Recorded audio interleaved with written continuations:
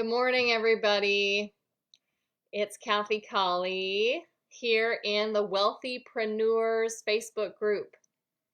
We're called Wealthypreneurs Changing the World because as you build wealth, you are able to change the world and have the impact and contribution on your community that you want to have.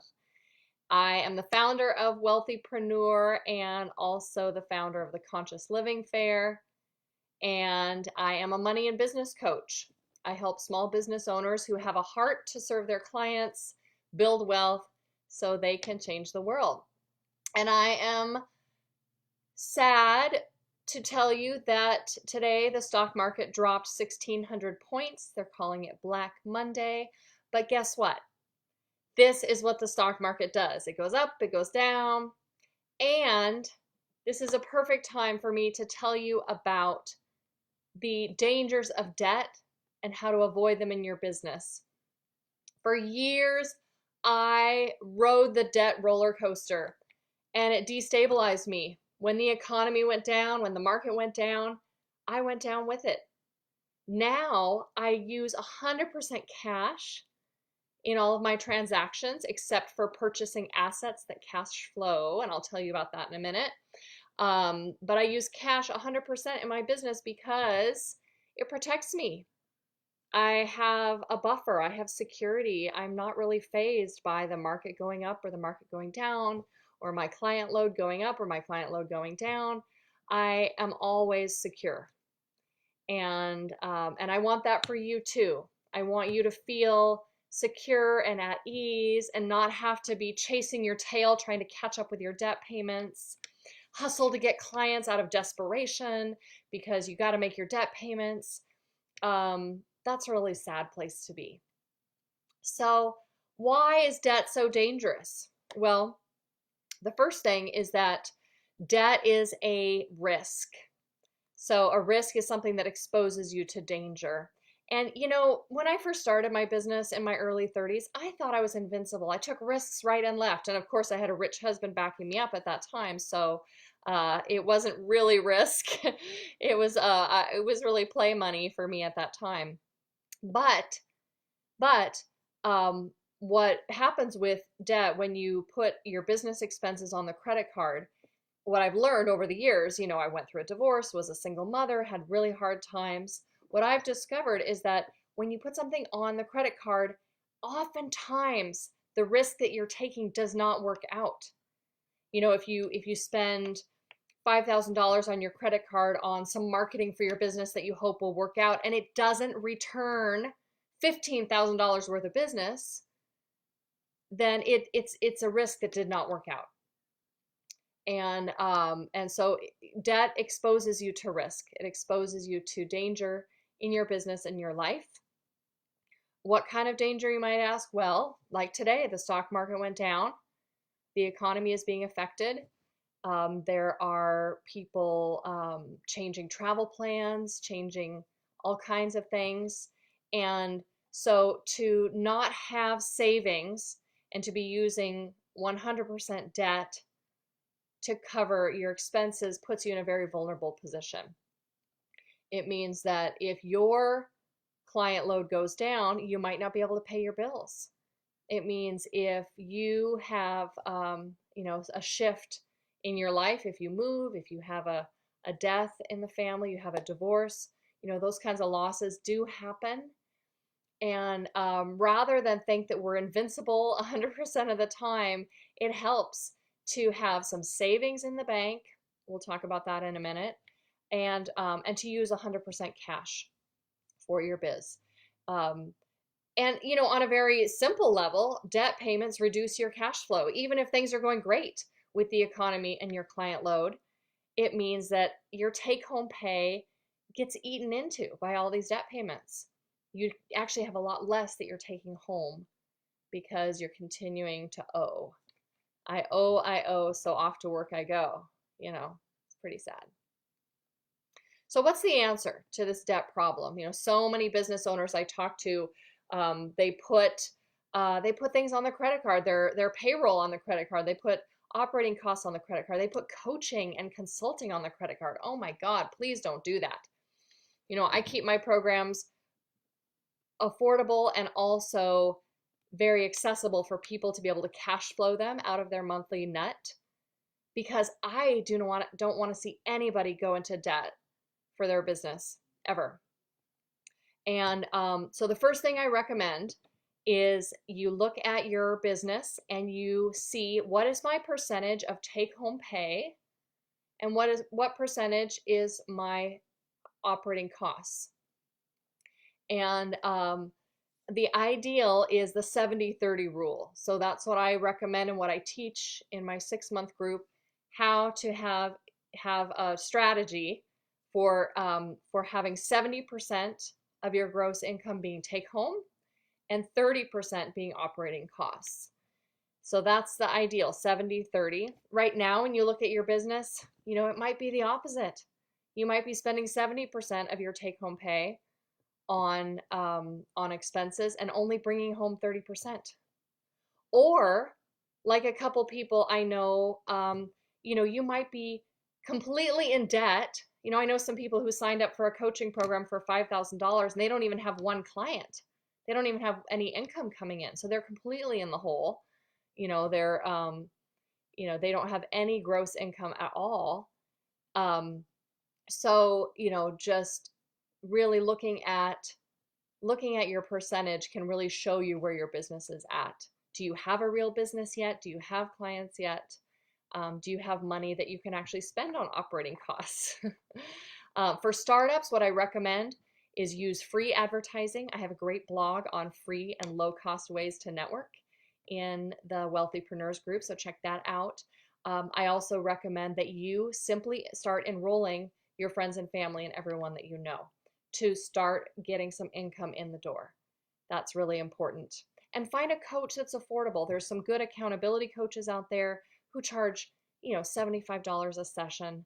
That's very doable. Most people can cash flow that out of their day job while they're building their self-employment on the side. And that's what I did for years, is I hired a coach who helped me stay accountable to my goals.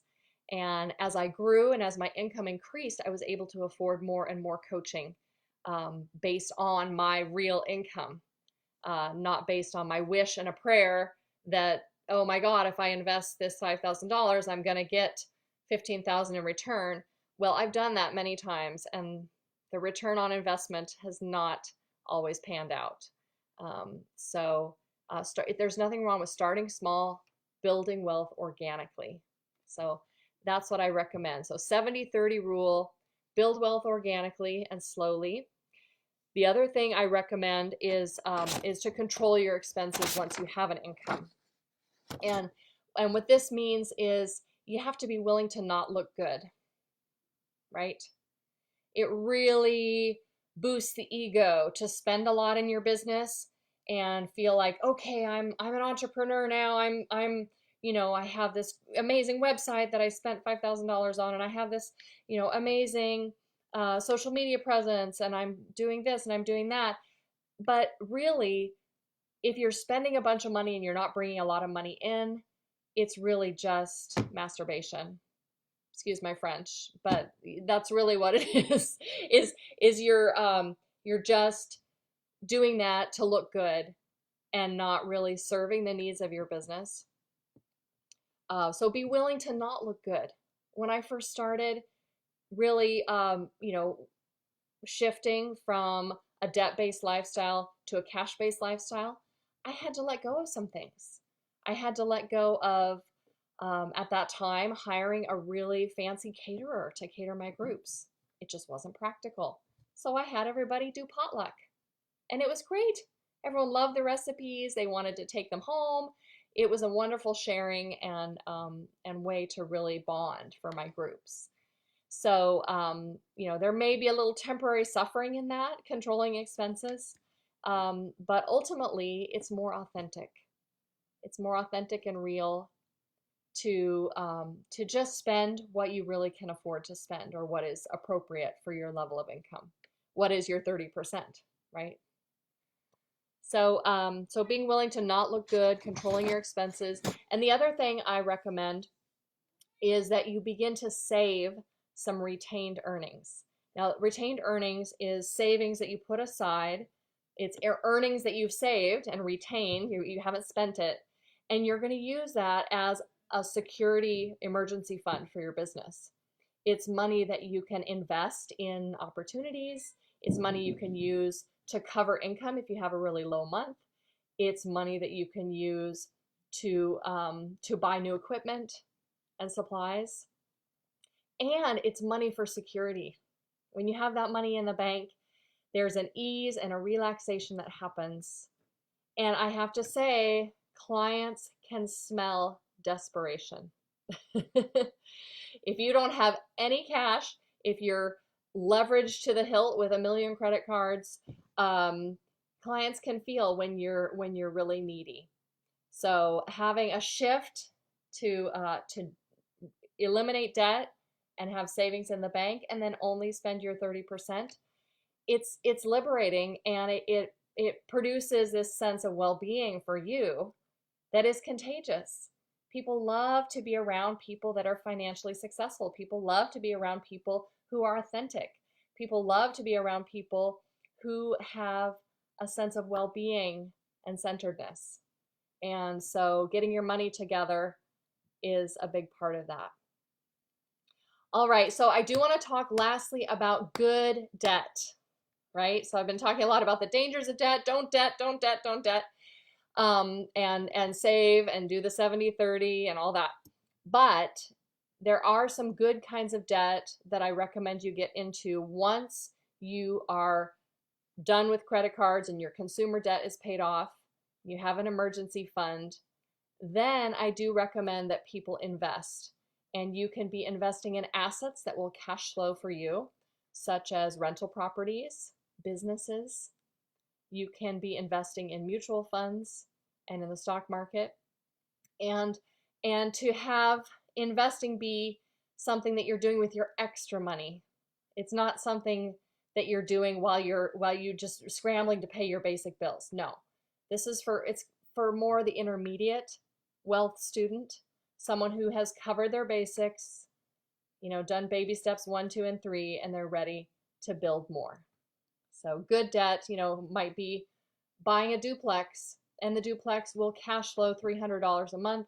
That's an asset that, on top of the mortgage and on top of taxes and insurance and fees and vacancies and repairs, that it would give you $300 extra income. So that is an example of a good kind of debt. All right, well, happy Monday, everybody. I really encourage you to just say no, don't debt anymore. It puts you at risk, and it's false. It's a false sense of wealth. It's really I discovered this about myself when I was really in the debt cycle, was that I was always lying. I was always trying to pretend that I had more than I really had. So I encourage you to just break through that illusion. Debt is an illusion of wealth. It's not real wealth. And it also puts you at risk. So just say no, and enjoy having a lifestyle that is cash flow, cash based, saving cash, growing cash. It's fantastic. And I have my ebook, Cash Flow Your Biz, that's available here in the Wealthypreneurs group for 5 days. So private message me if you'd like a copy of that. It breaks down in greater detail all that we've talked about today, and gives you great tools for having a cash flow business, and one that will help you build wealth. All right, thanks everybody. Blessings, and see you next time.